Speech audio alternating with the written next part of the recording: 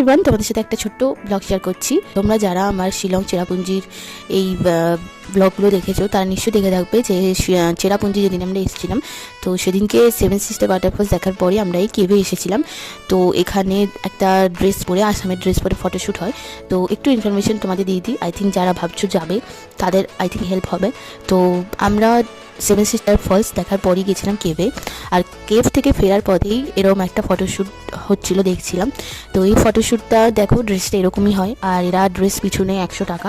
আর এরা খুবই ভালো ছিল, এদের বিহেভিয়ার প্রচণ্ড ভালো ছিল। এরা তুমি যতটা চাই ফটো ভিডিও সব তুলে দেবে।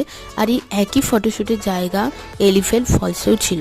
যেহেতু আমরা আগে কেভ এসেছিলাম, ওই জন্য এই ফটোশ্যুটটা আমি এখানেই করে নিয়েছিলাম। তোমরা চাইলে কেভ এসেও এখানে শ্যুট করতে পারো, আর নয়তো এলিফ্যান্ট ফলসের ওখানেও ফটোশ্যুট করতে পারো। তো আজকে পর্যন্ত এইটুকুই, বাই।